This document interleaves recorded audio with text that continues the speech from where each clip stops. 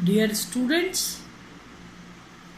आज हम संयोजकता बंध सिद्धांत के आधार पर संक्रमण धातु संकुलों में चुंबकत्व की तथा ज्यामिति की व्याख्या ये पढ़ने जा रहे हैं। आपने संयोजकता सिद्धांत के बारे में पढ़ा, किस तरीके से पॉलिंग ने कुछ नियम दिए कि जब धातु संकुल बनते हैं तो किस तरीके से उनका निर्माण होता है। पॉलिंग के अनुसार सबसे पहले धातु आयन अपनी समन्वय संख्या के बराबर के खाली कक्षक उपलब्ध कराता है। इन कक्षकों में संकरण होता है और संकरण यानी हाइब्रिडाइजेशन के पश्चात समान संख्या में संकरित कक्षक बनते हैं जो कि समान ऊर्जा के और एक निश्चित दिशात्मक गुणों के होते हैं जो कि संकुल की ज्यामिति का निर्धारण करते हैं। दूसरी बात,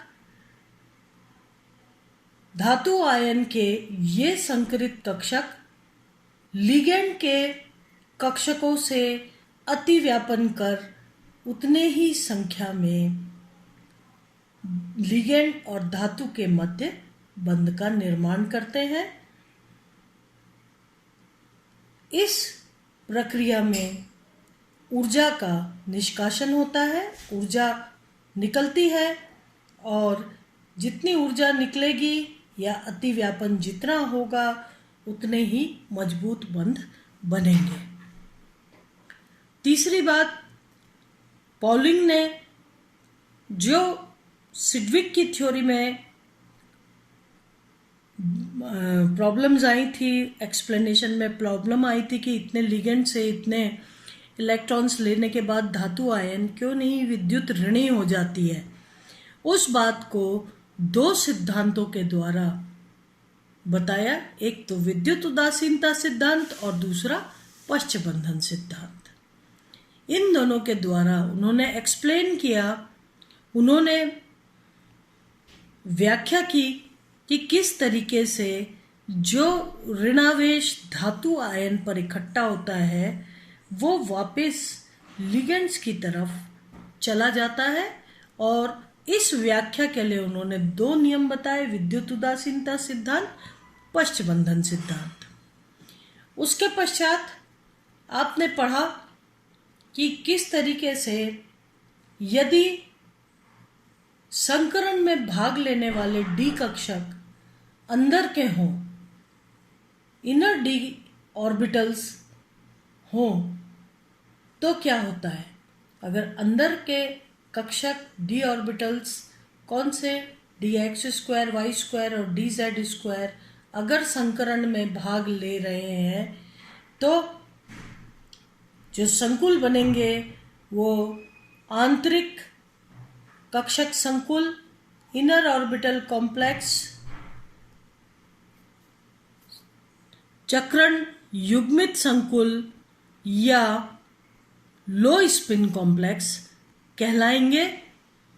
जबकि यदि डी कक्षक D2sp3 हाइब्रिडाइजेशन के लिए, आप जानते हैं अगर अष्टफलकीय संकुल बन रहा है तो उनमें संकरण होगा D2sp3 या sp3d2। अगर अंदर के कक्षक भाग ले रहे हैं, अंदर के डी कक्षक भाग ले रहे हैं तो आंतरिक कक्षक संकुल बनेंगे, जबकि यदि बाहर के कक्षक भाग ले रहे हैं तो बाह्य कक्षक संकुल बनेंगे। अब बाह्य कक्षक संकुल या चक्रण मुक्त संकुल या हाई स्पिन कॉम्प्लेक्स उच्च चक्रण वाले संकुल या फिर आंतरिक कक्षक संकुल लो spin complex, inner orbital complex या स्पिन पेयर्ड चक्रण युग्मित संकुल कहलाते हैं। अब इससे आगे आज हम अष्टफलकीय संकुलों में देखते हैं कि किस प्रकार से संकरण होते हैं। ये उदाहरण के तौर पर जो संकुल बन रहे हैं पॉलिंग सिद्धांत के अनुसार, कैसे ये संकुल बनते समय उन नियमों का पालन होता है जो कि अवधारणाएं पॉलिंग ने दी। संक्रमण धातुओं में अष्टफलकीय संकुल बनाने की प्रवृत्ति अधिक पाई जाती है। आप जानते हैं, पहले भी आप पढ़ चुके हैं कि संक्रमण धातु संकुलों में अष्टफलकीय संकुल बनने की प्रवृत्ति अधिक पाई जाती है, क्योंकि D2sp3 संकरित अवस्था में बंध सामर्थ्य सर्वाधिक होता है। अब जानते हैं D2sp3 6 कोऑर्डिनेटेड कॉम्प्लेक्सेस बनते हैं, 6 सिग्मा बंध बनने में ऊर्जा का निष्कासन होता है और इस प्रकार से ये संकुल सर्वाधिक ऊर्जा का निष्कासन करके और स्थायी संकुल बनाते हैं। अगर देखा जाए D0, D1, D2 और D3, ये जो आयन हैं या इन विन्यास वाले जो परमाणु हैं, इनमें 5 डी कक्षकों में से 3 ही डी कक्षक में 1, 2 और 3 संख्या में इलेक्ट्रॉन्स होते हैं। तो इसका मतलब 5 डी कक्षकों में जो बचे हुए 2 डी कक्षक हैं वो खाली होते हैं, उनका विन्यास 0 होता है। तो 2 कक्षक जो कि रिक्त हैं S कक्षक और 3 P कक्षकों के साथ मिलके उनमें संकरण होता है, क्योंकि पहली बात यह है कि धातु आयन अपने समन्वय संख्या के बराबर के खाली कक्षक उपलब्ध कराता है और उनमें संकरण होता है। तो इसका मतलब अगर अष्टफलकीय संकुल बन रहे हैं कि तो अंदर के 2 डी कक्षक खाली हैं और इस तरह संकरण में भाग ले रहे हैं। संकरण होगा D2sp3, 2 अंदर के डी कक्षक, 1 S कक्षक और 3 P कक्षक आपस में संकरित होकर D2sp3 संकरण के पश्चात 6 D2sp3 संकरित कक्षक बना रहे हैं, जो कि समान ऊर्जा के हैं और एक निश्चित व्यवस्था में व्यवस्थित होकर के संकुल की ज्यामिति का निर्धारण कर रहे हैं। यदि D4, D5 और D6 कॉन्फ़िगरेशन हो, ये विन्यास हो, तो क्या होगा? क्योंकि हम जानते हैं कि ऐसी कंडीशन में D कक्षक में 6 इलेक्ट्रॉन हैं, 5 डी कक्षक में पहले एक एक इलेक्ट्रॉन जाएंगे, फिर 6वां इलेक्ट्रॉन डी कक्षक में युग्मित होगा, जैसा कि कोबाल्ट NH3 6 का केस है। आप देखिए, आपको पता है कोबाल्ट का परमाणु क्रमांक होता है 27। 27 परमाणु क्रमांक जब कोबाल्ट 3+ अवस्था में होता है तो उस पर इलेक्ट्रॉन की संख्या होती है 24, यानी 18 के बाद 6 इलेक्ट्रॉन, 3 इलेक्ट्रॉन बाहर निकल गए, इसलिए 3+ चार्ज कोबाल्ट पर आ गया। अब ये एक D6 तंत्र है, यानी कोबाल्ट 3+ अवस्था में 6 इलेक्ट्रॉन ही डी कक्षक में उपस्थित है। इस प्रकार से जब कोबाल्ट निम्नतम अवस्था में होता है तो इस कंडीशन में 3D के 5 कक्षकों में पहले एक एक इलेक्ट्रॉन आता है और उसके बाद पहले कक्षक में इसका युग्मन हो जाता है। तो इस प्रकार से आपने देखा कि 4 इलेक्ट्रॉन अयुग्मित हैं। यही बात पॉलिंग ने कही कि धातु आयन अपनी समन्वय संख्या के बराबर खाली कक्षक उपलब्ध कराते हैं, उनमें संकरण होता है और समान संख्या में संकरित कक्षक बनते हैं।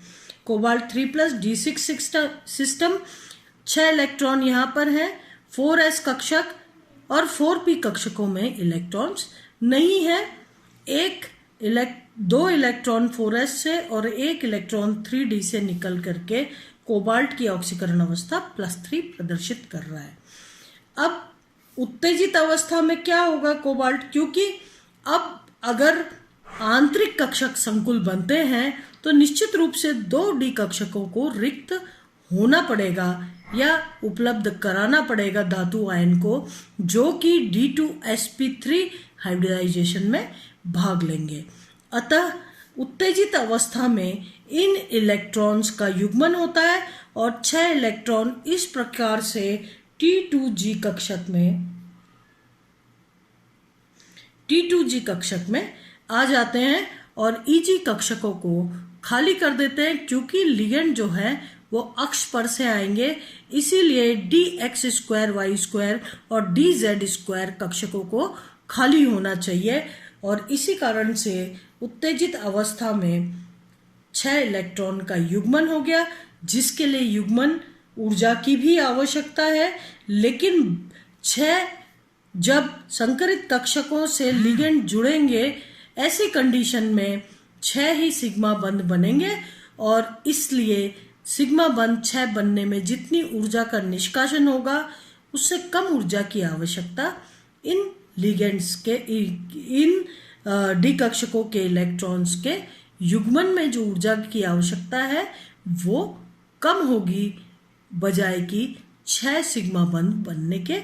इसलिए इन 3 कक्षकों में इलेक्ट्रॉन्स का युग्मन हो जाएगा और 2 Eg कक्षक कोबाल्ट के खाली हो जाएंगे, जो कि D2sp3 संकरण के लिए रिक्त उपलब्ध हो जाएंगे। अब क्या होगा, उत्तेजित अवस्था में इनका युग्मन हो गया, तीनों इलेक्ट्रॉन्स जो हैं वो 3D कक्षक T2g कक्षकों में युग्मित हो जाते हैं। आप एक चीज पे ध्यान दीजिए, जहां 4 इलेक्ट्रॉन अयुग्मित थे और म्यू का मान यानी चुंबकीय आघूर्ण का मान 4.8 के आसपास आ रहा था, अब ये अनुचुंबकीय हो गए हैं, यानी सारे के सारे युग्मन इलेक्ट्रॉन्स का युग्मन हो गया है, ये डायमैग्नेटिक हो गए हैं और इनका चुंबकीय आघूर्ण का मान 0 हो गया है। ऐसी कंडीशन में अब संकरित होता है, इन रिक्त कक्षकों में संकरण होता है और 6 D2sp3 संकरित कक्षक बनते हैं, जिनमें ligand lone pair of electron दे करके 6 ही सिग्मा बंध बनाते हैं। 6 सिग्मा बंध बनने में जितनी ऊर्जा का उत्सर्जन होता है वो इस युग्मन ऊर्जा से बहुत ज़्यादा होती है, इसीलिए इन इलेक्ट्रॉन्स का युग्मन हो जाता है और इस तरीके से 6 समन्वय संख्या के संकुल बनते हैं। चूंकि अंदर के डी कक्षक भाग ले रहे हैं, इसलिए हम इन्हें कहेंगे इनर आंतरिक कक्षक संकुल, इनर ऑर्बिटल कॉम्प्लेक्स, लो स्पिन संकुल या कि चक्रण युग्मित संकुल यानी स्पिन पेयर्ड कॉम्प्लेक्स। आज इतना ही। इसके आगे का जो लेक्चर है जिसमें हम और भी ज़्यादा एग्जाम्पल्स को डिस्कस करेंगे वो नेक्स्ट लेक्चर में। आज के लिए इतना ही। मैं डॉक्टर पूर्णिमा दीक्षित आप लोगों को सेकेंड ईयर में 3rd यूनिट कोऑर्डिनेशन कंपाउंड पढ़ा रही हूँ। Thank you.